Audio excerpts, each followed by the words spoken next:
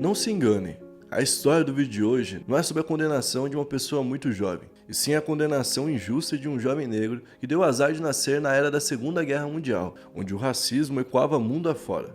Isso foi o bastante para que sua vida fosse lhe tirada. A condenação era a cadeira elétrica, por um crime que ele nunca cometeu. Assim, ele ganhou um posto que nunca desejou ter, se tornando a pessoa mais jovem do mundo a ser condenado dessa forma. 70 anos mais tarde, quando já não havia mais forma alguma de trazê-lo à vida novamente, sua inocência foi provada e a condenação foi retirada do seu nome. No vídeo de hoje, contaremos a história da pessoa mais jovem a ser condenada à morte. História essa que inspirou o filme A Espera de um Milagre.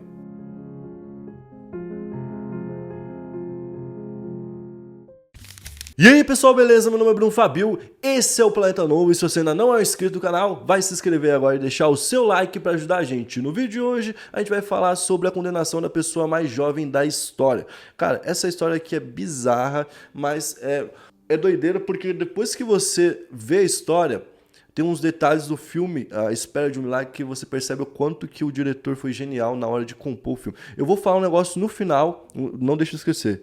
Um detalhe sobre o filme que eu percebi depois de conhecer essa história que enriquece o filme, beleza? Então, hoje por trás das câmeras eu tenho a Adri Dias e é ela que vai dar a meta de likes pro vídeo de hoje. 22.542.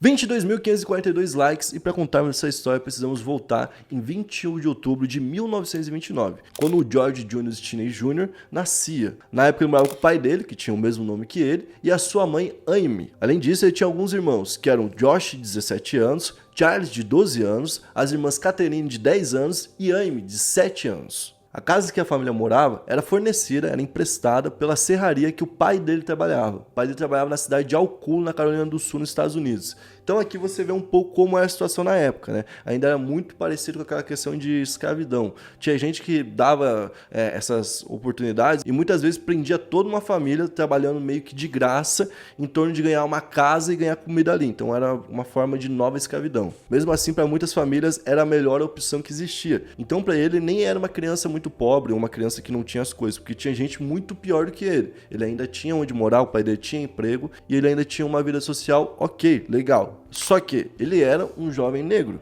E naquela época, o mundo era separado. O mundo era separado entre brancos e negros. Existia o apartheid não só na África do Sul, existia também nos Estados Unidos, por exemplo. O que tinha lá? Você tinha ônibus para negro, ônibus para branco. Você tinha um lado da rua para negro, um lado da rua para branco. Você tinha um lado da calçada para negro, um lado da calçada para branco. Bebedouros para negro, bebedouros para branco. Você tinha tudo para negro e para branco. Tanto que a gente tem no Pentágono, a gente falou sobre isso quando foi construído. Eles fizeram o dobro de banheiros necessários, porque a ideia na época era ter tanto banheiro para branco quanto para negro, entendeu? E depois foi proibido isso, e eles ficaram com esses banheiros a mais até hoje lá. Só que assim, tudo era baseado nisso, era nessa divisão. Então ele continuava sendo uma pessoa afastada de boa parte da sociedade, e para boa parte da sociedade ele não era tão digno.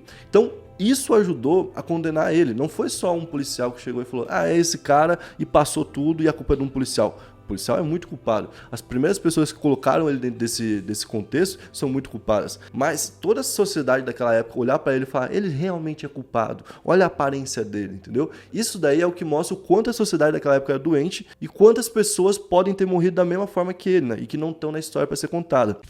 Bom, então na tarde do dia 23 de março de 1944, quando ele já estava ali com seus 15 anos, ele foi até a casa da sua irmã mais nova, Catherine, e ficou em frente da casa dela. Quando eles viram, e começaram a brincar com duas crianças, Beth June Binnicker, de 11 anos, e Maria Emma Thames, de 8 anos, que perguntaram ao George, a irmã dele, onde que eles poderiam achar algumas flores da paixão. Eles responderam que não sabiam onde tinha aquela tal flor, e então as meninas pegaram a bicicleta e foram embora. Só que elas não voltaram ali naquela tarde. Até aí tudo normal, né? Só que as crianças não voltaram para ali e não voltaram para casa também. Então uma busca começou na vizinhança para poder achar as crianças, né? E eles viraram a noite procurando, era uma cidade com bastante vegetação, tinha árvore, tinha lago, tinha um monte de local para poder estar esses corpos, né? Quem quisesse se esconder, tinha local para enterrar, podia ser que elas ainda estavam vivas, né? Então ninguém sabia direito o que tinha acontecido. Mas o pior vem à tona quando no dia seguinte pela manhã, em um lago cheio de lama, são encontrados os dois corpos, as duas crianças estão ali sem vida, né? O George então foi preso como principal suspeito. E ele foi interrogado logo em seguida por vários agentes que forçaram ele a assinar uma confissão de culpa que ele não tinha, né?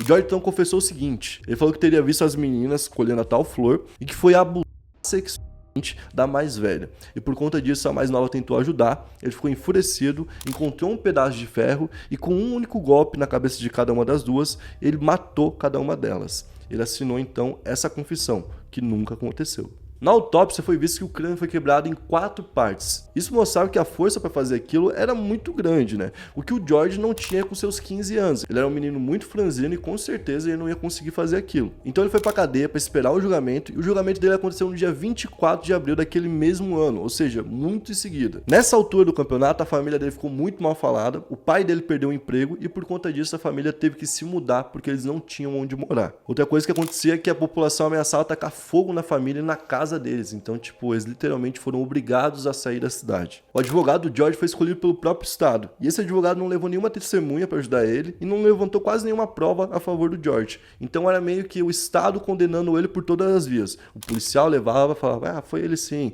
o policial batia nele, assina que foi você. Aí o estado escolhia o advogado que não ia ajudar ele, aí o juiz que já estava mal induzido também, já ia lá e assinava. Então tava tudo certo para tirar a vida do cara. Por quê? Por causa da aparência.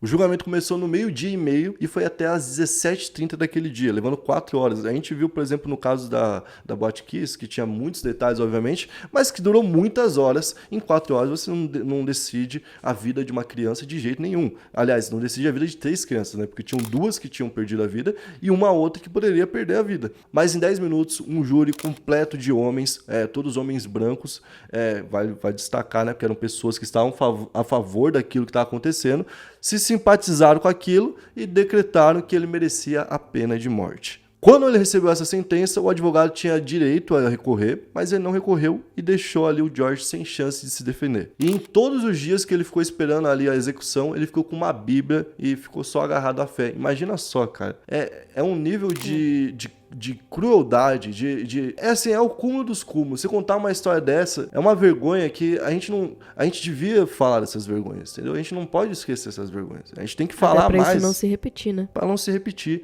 exatamente.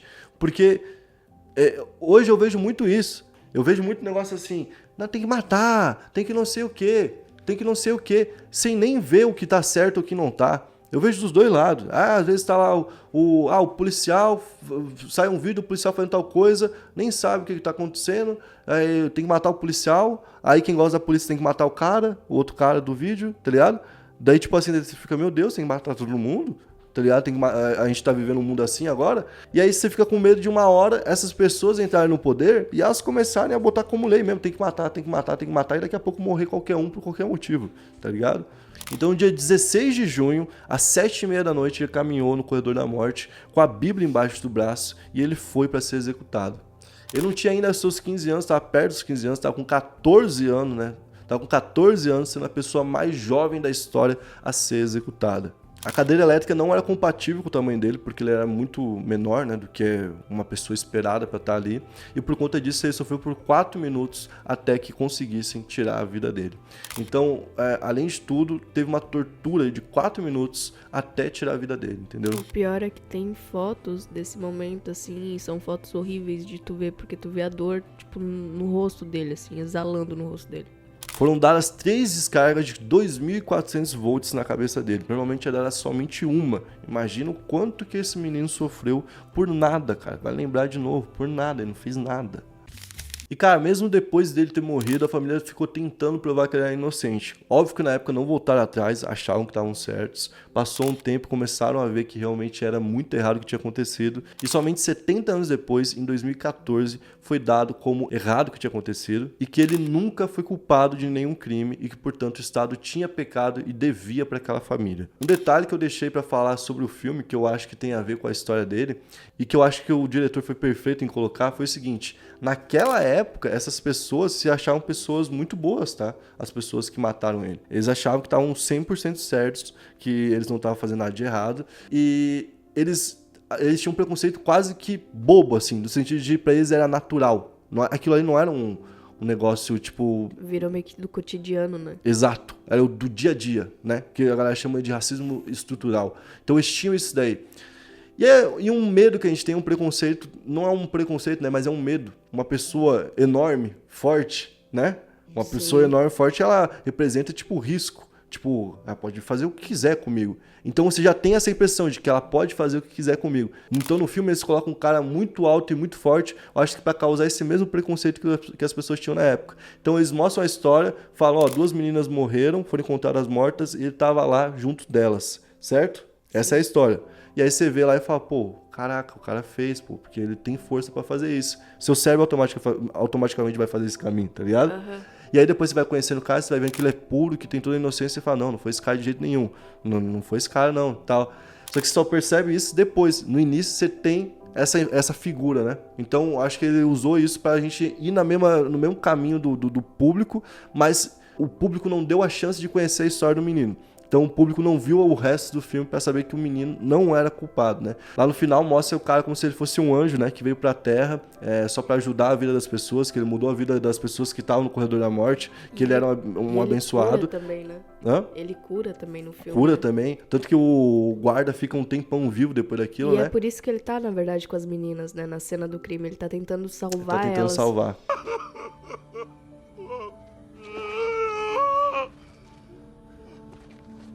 Enfim, né? É um ótimo filme, se você ainda não assistiu, vai lá assistir. É um filme de chorar, eu já chorei muito vendo esse filme. E com certeza vale a pena você perder um tempinho assistindo. Esse foi o vídeo de hoje, eu espero que você tenha gostado. Se você gostou, deixe seu like, se inscreve no canal, ativa a notificação e comenta aqui embaixo qual o próximo tema do Planeta Novo. Tamo junto, valeu, é nóis.